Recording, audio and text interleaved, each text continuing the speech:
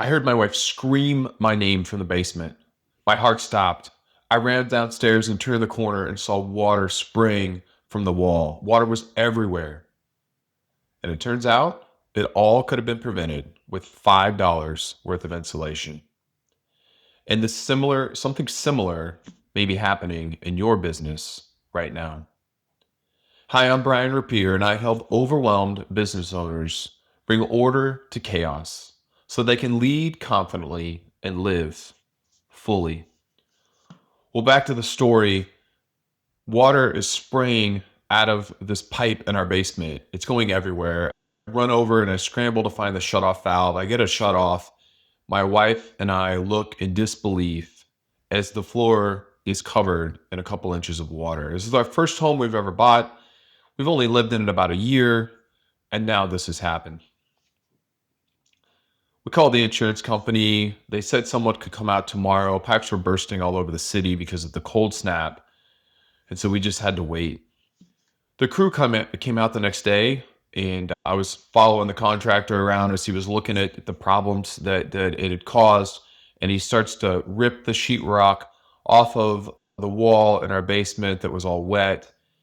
And he looks over and he says, all of this could have been prevented with $5 worth of insulation. I said, what? He said, look at this pipe.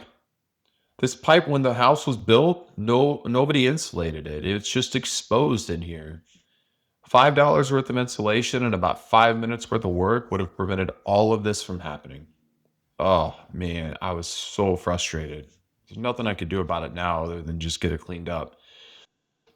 Thousands of dollars, hours of cleanup, days of disruption from work, all could have been prevented with those $5 in 5 minutes if the builder would have done it right.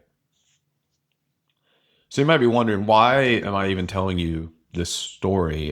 And the reason is I think the same thing or something similar could be happening in your business each week. You're constantly putting out fires, emergency after emergency, crisis after crisis. Maybe it's an upset client. You're going to drop everything for that. Maybe it's an employee that quit unexpectedly, and now you have to scramble to cover the work that they were doing. Or a system might crash, an IT system, and now you've got to spend the whole weekend trying to figure out how to get it resolved. And you call these emergencies, and some of them are, but a lot of them are predictable and or could have been prevented, just like the pipe in my basement. So let me take a guess at what your week might look like. Monday morning, you come in, you're all ready to go. And then someone stops by or shoots you a text and says, hey, I need you now. This is urgent. I need you to help me fix this. And so you go and you take care of that emergency. And then Tuesday, same thing happens. Wednesday, maybe it's even a bigger emergency. You get to Friday and you are exhausted. You've put in 60, 70 hours that week, most of it helping your team put out one fire or another. But has your business really moved forward? You survive the week, but that's different than growing. You see, most of the fires you're fighting are probably preventable with a little planning, some simple systems, $5 worth of insulation. But you don't have time for that because you're too busy fighting these fires. And that is the trap. You see, the business owns you, not the other way around. And I know that trap. And friend, I get it. Prevention feels like extra work. You're already slammed. You already have too much on your plate. And now I am telling you that you should start preventing some of these problems from happening again. It sounds crazy when you're in the middle of it. I hear you. But here's the thing. Every minute you spend preventing the next emergency saves hours of cleanup and mess later. Let's think back. That upset client example, maybe if you'd had a better onboarding system for the client, there wouldn't be that problem. Or that employee who quit unexpectedly, what if you had trained other people in the business to do the work that they could do as well, cross-trained your employees so that you had some redundancy in case this happens? The IT system that crashed, maybe you had a monthly or quarterly test that you were going to run, but you put it off for a few months or a few quarters. And now you got a problem on your hands. So prevention isn't extra work. Prevention is smart work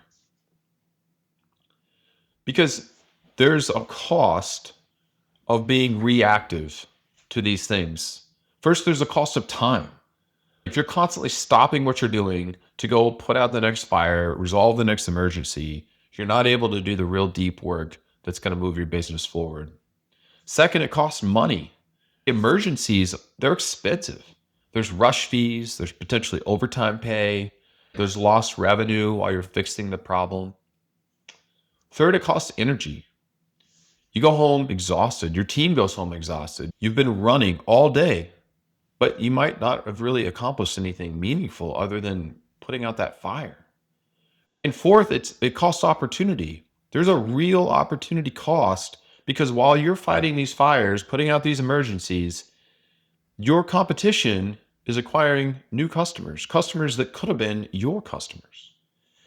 It's costing you the respect of the people on your team. If they're coming in every day to work and it's constantly firefighting mode, that is exhausting. Nobody wants to work like that for long. They're going to start looking for other jobs, and then you got a bigger problem on your hand. So here's what you can do to start practically addressing this. I want to help you prevent the next crisis, not handle it, but prevent it. So I'm going to ask you to give me 30 minutes.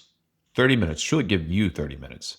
Get away from your desk, go to a coffee shop, and answer 3 questions. 3 questions. First of all, in the last 30 days, what problems have occurred more than once? What problems have occurred more than once? Maybe it's a client challenge that's happened more than once. Could be a mistake you're seeing in a process that's happened, or some equipment's malfunction, and it's happened more than once in the last 30 days. Write it down, be specific, because if it's happened twice in 30 days, it's probably going to happen again. That's not bad luck, that's a pattern. And then question number 2 is, what would prevent this problem from occurring again? What would need to be done? And usually the answer to this is simple, so don't overthink it. Sometimes it's as simple as just a checklist that your team needs.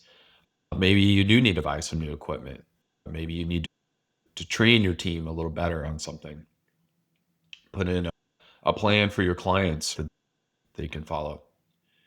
The third question then is, what will it cost if I don't fix this? So what's the cost of doing nothing? So this is a question that's really helpful in a lot of areas of your business.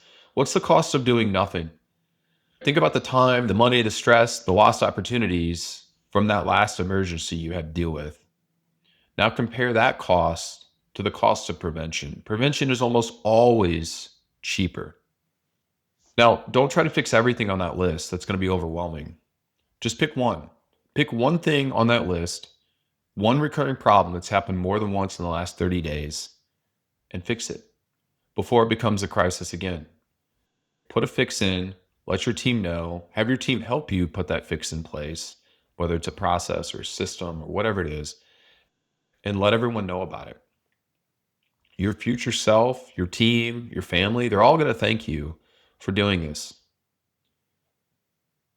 You can keep going down the path you're going on now. You can keep putting out these fires when they show up, being reactive, working these extra hours every week, high stress, high burnout.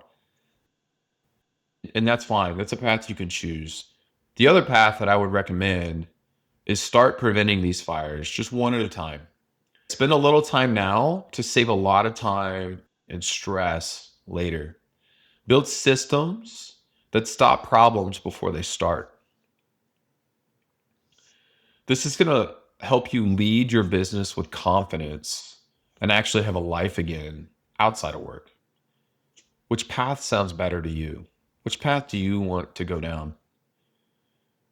The business owners that I work with that figure this out, they actually start implementing this. They stop living in constant emergency mode. They show up Mondays, they have a plan, they're able to work that, focus on what matters, and they make real progress in their business. Sure, Problems come up. There are always going to be problems, and they address them when they come up. But if they see a problem come up twice, they put a fix in place, and it just becomes a rhythm for them and their businesses, their teams, that we're gonna put a fix in place if we see something pop up more than once.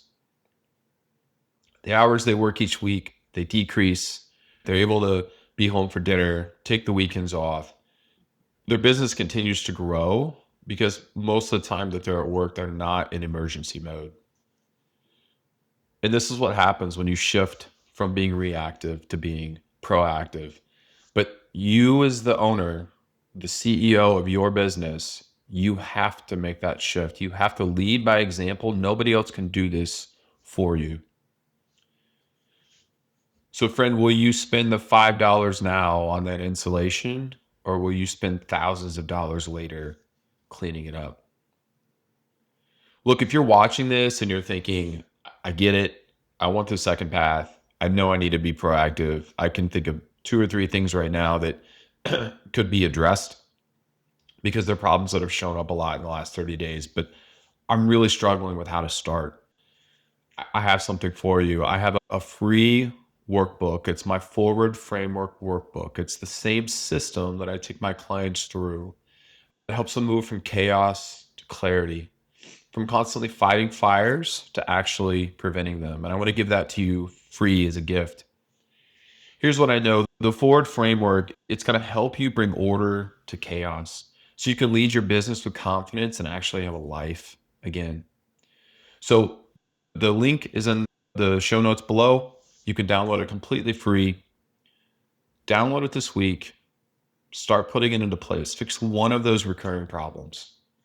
Prevent your next crisis before it happens. Thanks for watching, and I'll see you in the next video.